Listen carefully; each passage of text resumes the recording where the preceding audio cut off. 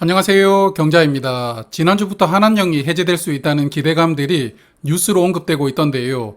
그래서 오늘은 한한령이 해제될 때 수혜를 받을 수 있는 대표 섹터를 4개 뽑아보았습니다. 그리고 대표 종목도 두세 개씩 골라보았는데요. 간단하게 소개를 드려봅니다. 지난주에 발리에서 한국과 중국 정상회담이 있었죠. 한한령 해제에 대해서도 간단하게 언급이 된 것 같고, 또 주말에는 한한령 이후에 중국 대표 OTT에서 처음으로 한국 영화를 서비스했다라는 뉴스도 나왔습니다. 그러다 보니까 한한령이 해제된다는 기대감이 또 생기고 있는데요. 그럼 잠깐 한한령에 대해서 설명을 좀 드리고 가겠습니다.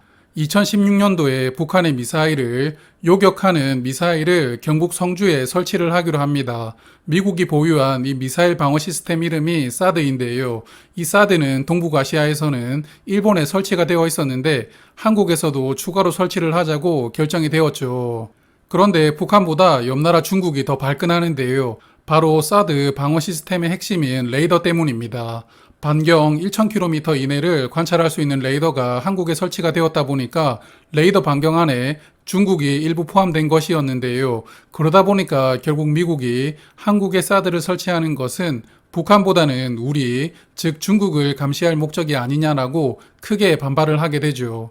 그리고 대놓고 겁을 줍니다. 당시 외교부의 공식 성명이 화면을 보시는 것처럼 단교 수준으로 엄청난 고통을 주겠다고 대놓고 이야기를 할 정도로 하지 말라고 으름장을 놓습니다. 하지만 결국 사드는 한국에 설치가 되었고 중국은 보복을 단행하죠. 그 보복이 바로 한한령입니다. 한국에 가지 말고 한국 물건도 쓰지 말고 한국 컨텐츠도 보지 말고 듣지도 말라 였는데요. 정부 차원에서 대놓고 사용을 하지 말라고 하니까 공산 체제인 중국에서는 그 명령이 절대적으로 작용을 하게 되죠. 당시에는 한국 문화, 즉 한류가 중국을 강타하던 시기였는데요. 한한령이 시작되기 전과 비교를 했을 때 콘텐츠의 수출 비중이 6분의 1로 축소가 됩니다. 그래서 인구 14억 명이라는 큰 내수 시장을 가진 중국을 완전히 잃어버리게 되는 수준까지 몰리게 되었던 것이죠. 이 한한령이 해제될 수 있다는 기대감은 사실 지금까지 몇 번 이슈가 된 적이 있습니다. 올해 초에도 시진핑 주석이 한국을 방문하면서 한한령이 해제될 수 있다라는 기대감이 피어났지만 결국은 방문이 무산되었고 그 기대감도 사라져 버렸는데요. 그러다가 저번 주 정상회담에서 한중 FTA 2단계 협상이 언급이 되었는데 그때 자연스럽게 한한령에 대한 언급도 나오게 됩니다. 시진핑 주석은 다양한 분야에서 교류와 소통이 이루어지도록 노력하자라는 이야기를 하는데요. 이게 되게 원론적인 이야기입니다만 설레발을 좀 떨어본다면 한한령이 해제될 타이밍이 머지않았다라는 기대감을 조금은 가져볼 수 있지 않나 생각을 해보게 된 것이었죠.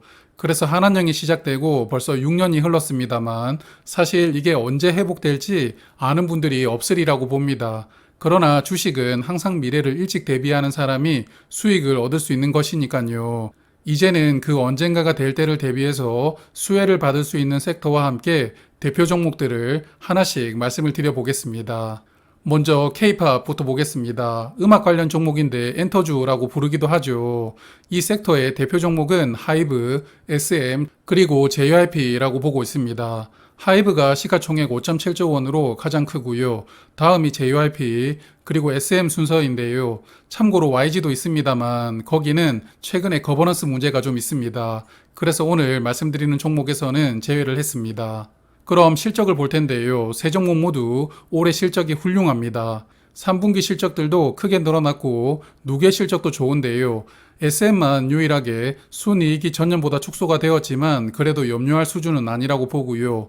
올해 실적을 보면 하이브가 가장 많이 돈을 벌고 있고 다음이 SM, JYP 순서입니다. 다만 JYP는 이익률이 20%가 넘는데요. 여하튼 세 종목 모두 좋은 실적을 기록하고 있습니다. 오늘 주가 기준으로 주가 상승률을 보면 일주일 동안 SM 주가는 14% 상승이 나왔는데요. 상승폭이 아주 가팔랐고 한 달로 넓혀보면 하이브가 22% 상승하면서 큰 상승을 보여주었고요. 세 종목 모두 한 달 전 대비해서는 15% 이상 주가가 올라왔으니까 실적과 더불어서 주가도 크게 올라왔다고 볼 수가 있습니다. PER을 보면 하이브와 JRP는 24, 25 정도가 되는데 SM만 11이거든요. 그래서 SM이 유독 저평가되고 있는데 이게 최대 주주가 만든 회사로 프로듀싱 명목으로 1년에 200억 원 이상 돈을 받아가고 있었답니다. 그래서 이게 문제가 되었고 결국 계약을 올해까지만 하겠다고 공식 발표를 했거든요. 그래서 SM은 거버넌스 이슈로 저평가를 받고 있었던 것 같은데 어느 정도는 이제 문제가 해결되었다고 봅니다. 그래서 세 종목 중에서는 SM을 탑픽으로 생각을 해봅니다. 두 번째 섹터는 드라마나 영화를 만드는 미디어 콘텐츠 종목들인데요. 관련 회사들이 상당히 많습니다만 대표 종목으로는 스튜디오 드래곤하고 콘텐트리 중앙을 뽑을 수가 있습니다. 두 종목도 사이즈 차이가 좀 큽니다. 스튜디오 드래곤은 시가총액이 2조 원이 넘고 콘텐트리 중앙은 약 4,800억 원이니까요. 두 종목 실적을 체크를 해보면 모두 괜찮습니다. 스튜디오 드래곤은 3분기 실적이 좋았고 누계 기준으로도 매출과 이익을 전년 대비 50% 정도 증가시키면서 갖고 있고요. 콘텐트리 중앙은 이익은 적자인데 그래도 매출이 늘어나면서 적자 폭이 일부 축소가 되었습니다. 오늘 주가 기준으로 스드는 일주일 동안 6%가 상승했고 한 달 동안은 3% 상승했는데요. 한 달 동안 주가 변동이 거의 없었습니다.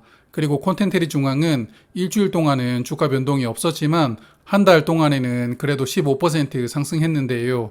콘텐트리 중앙은 적자니까 PER이 계산될 수가 없고 스드는 PER이 30이 넘습니다. 그래서 밸류가 약간 부담스럽긴 하지만 그래도 드라마를 좋아하고 향후 성장세를 고려를 해본다면 탑픽은 스튜디오 드래곤이라고 생각을 해봅니다. 자, 이제 세 번째 섹터인데요. 게임입니다. 중국이 한한령 이후로 게임을 출시할 수 있는 판호를 거의 발급해주지 않다 보니까 최근 게임 중에서 중국에 서비스되고 있는 타이틀이 거의 없습니다. 그래서 이런 관점에서 보면 저는 NC소프트, 카카오게임즈, 넷마블이 수혜주가 될 수 있다고 봅니다. 배틀그라운드를 서비스하는 크래프톤하고 검은 사막을 서비스하는 펄어비스도 게임 대표 종목이긴 하지만 이들 게임사들의 대표작들은 중국에서 서비스가 되고 있습니다. 그래서 대표작들이 중국에서 서비스가 되고 있지 않는 세 종목을 선택을 해보았는데요. 그럼 실적부터 챙겨보겠습니다.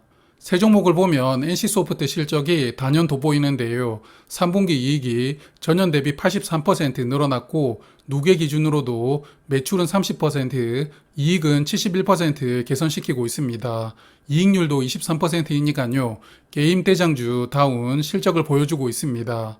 카카오게임즈는 누계 기준으로는 실적이 좋은데 3분기 실적이 급감을 했고요. 그리고 넷마블은 2분기에 이어서 3분기에도 대규모 적자가 나왔습니다. 주가를 보면 실적과 함께 NC소프트 주가가 많이 올라왔는데요. 지난 한 달 동안 28% 상승을 했습니다. 카카오게임즈는 12% 상승했고 넷마블은 15% 상승을 했는데요.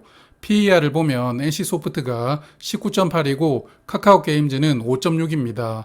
카카오게임즈 저평가되어 있다고 보이지만 3분기 실적이 급감했고 또 자회사인 라이언하트 스튜디오를 다시 상장을 추진할 수도 있기 때문에 그런 부분은 조금 리스크라고 생각이 됩니다. 그리고 넷마블은 4분기 실적이 흑자 전환하는 것을 확인할 수 있다면 그때부터 관심을 가지는 게 어떨까 생각을 합니다. 그래서 세 종목 중에서 탑픽은 NC소프트로 생각을 합니다. 마지막 섹터는 화장품입니다. 대표 회사가 아모레와 LG생건인데요. 예전에 면세점 가보면 중국 사람들이 화장품을 산다고 엄청나게 붐볐던 것 같은데 코로나 이후로는 좀 한산하죠. 그리고 중국 내에서도 판매가 부진하면서 이 두 종목은 올해 주가가 급락을 했습니다. 그래서 중국과 관계가 회복이 된다면 주가가 가장 적극적으로 움직일 수 있는 종목들이 아닐까 싶기도 합니다. 두 종목은 모두 3분기 실적은 좋지 못했는데요. 매출도 전년 대비 부진했고 특히 이익이 40% 이상 축소가 되었습니다.